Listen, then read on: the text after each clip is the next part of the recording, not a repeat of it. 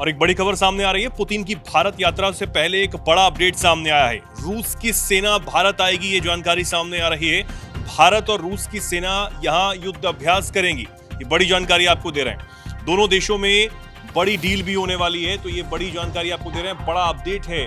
राष्ट्रपति पुतिन 4 और 5 दिसंबर को भारत दौरे पर आ रहे हैं और कहा यह जा रहा है कि वो कई तोहफे भारत के लिए ला रहे हैं। कई बड़ी डील्स दोनों देशों के बीच में होंगी और रूस की सेना भी इस दौरान भारत में होगी युद्ध अभ्यास के लिए।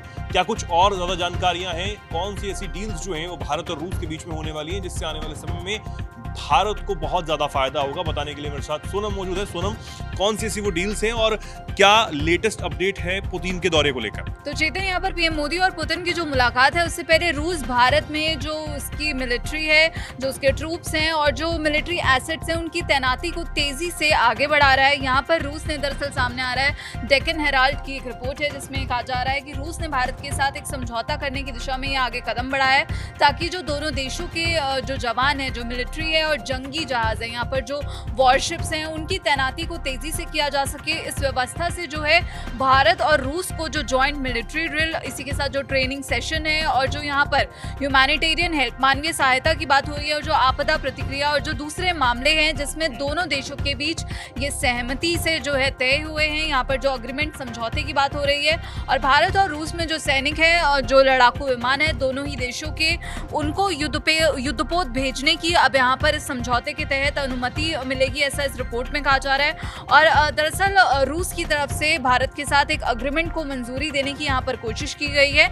यह अग्रीमेंट रूस और भारत की जो मिलिट्री यूनिट्स हैं, जो वॉरशिप्स हैं और साथ ही जो वॉर प्लेन्स हैं, उसको एक दूसरे के इलाके में भेजने का जो प्रोसेस है, उसके साथ साथ डिफेंस एसेट्स के लिए जो अपनी टेक्निकल और जो लॉजिस्टिक सपोर्ट की बात हो रही थी यहाँ पर चेतन की, दरअसल रूस जो है भारत के साथ जो वॉर प्लेन्स हैं उनका जो लॉजिस्टिक सपोर्ट है वो भी शेयर कर सकता है, तो उसकी भी यहाँ पर बात हो रही है। और इस अग्रीमेंट पर जो दरअसल दोनों पक्षों ने इस साल की शुरुआत में बातचीत की थी, साइन किए थे। और भारत के पास जो है पहले से ही अमेरिका, जापान और ऑस्ट्रेलिया, साथ ही साउथ कोरिया और सिंगापुर के साथ ऐसी ही जो मिलिट्री लॉजिस्टिक शेयरिंग अग्रीमेंट्स पहले ही हो रखे हैं। और ये भी कहा जा रहा है कि यहाँ पर पुतिन दरअसल जो ट्रंप का शांति प्लान है यूक्रेन को लेकर, जो 28 पॉइंट वाला, उस पर भी अपना विचार रख सकते हैं। पीएम मोदी से ये बातचीत कर सकते हैं, क्योंकि हमने देखा था कि एससीओ समिट में जब दोनों एक साथ एक गाड़ी में बैठे थे, पुतिन की गाड़ी में, बहुत दोनों की अच्छी मुलाकात हुई थी। साथ वो हमेशा ही रहती है सोनम, क्योंकि वो बॉन्डिंग जो है भारत और रूस के बीच में, और कहें कि दोनों ही नेताओं के बीच में, चाहे वो राष्ट्रपति पुतिन हो, प्रधानमंत्री नरेंद्र मोदी हो, उनकी बॉन्डिंग भी एक अलग रहती है। हमने ये देखा है कई मौकों पर। अभी हम हालांकि चाइना में ही देख लें, जब दोनों ही नेता वहां पर मिले थे एससीओ समिट के लिए, तब भी हमने देखा था कि एससीओ समिट से इतर जो दोनों नेताओं की जो बॉन्डिंग थी वो पूरी दुनिया को नजर आ रही थी।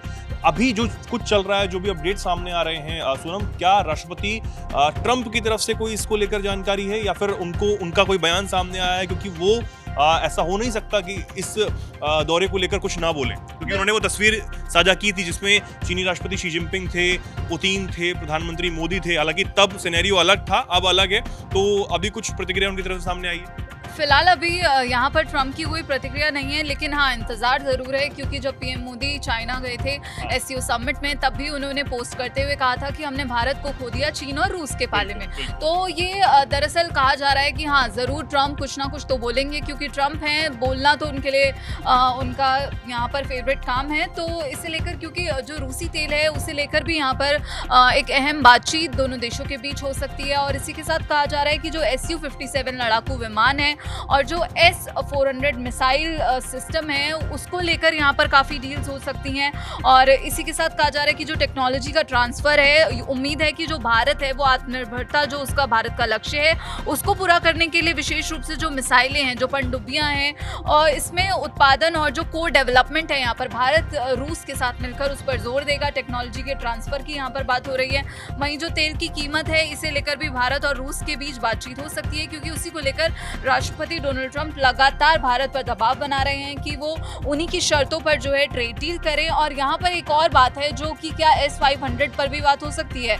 तो कहा जा रहा है कि हाँ, जो S-500 एयर डिफेंस सिस्टम है, उसे लेकर भी एक बड़ी डील हो सकती है दोनों देशों के बीच में। और रूस जो है मिसाइल रक्षा के लिए दरअसल भारत का पसंदीदा भागीदार फिलहाल बना हुआ है। हमने ऑपरेशन सिंदूर के दौरान भी देखा कि S-400 ने कैसे पाकिस्तान को मजे चकाए थे। बिल्कुल, तो ये यहाँ पर कुछ अपडेट्स जो हैं वो निकलकर सामने आ रहे हैं। एयर डिफेंस डील S-500 को लेकर बात होगी, ये अब और तेजी से चर्चाओं में आ गया है, क्योंकि ये अभी से नहीं, पिछले कई महीनों से जब से चर्चाएं थी कि राष्ट्रपति पुतिन भारत आ सकते हैं, तब से ये कहा जा रहा था कि S-400 की कामयाबी के बाद ऑपरेशन सिंदूर में S-500 अब भारत को मिल सकता है। और आप समझिए कि S-500 और ज़्यादा एडवांस है S-400 से। अगर S-400 की ताकत पूरे देश ने देखी है, पूरी दुनिया ने देखी है और पाकिस्तान ने उससे मजा चखा है, तो S-500 की ताकत का आप अंदाजा अभी से ही लगा पाएंगे। हालांकि अभी 4 और 5 तारीख को राष्ट्रपति पुतिन भारत में होंगे, तब और ज्यादा चर्चाएं जो है वो होंगी और ज्यादा खबरें तब निकलकर सामने आएंगी। तमाम तब के अपडेट्स के लिए आप जुड़े रहिए दैनिक जागरण के साथ। जो भी कुछ होता है देश और दुनिया में आप देखते रहिए। नमस्कार।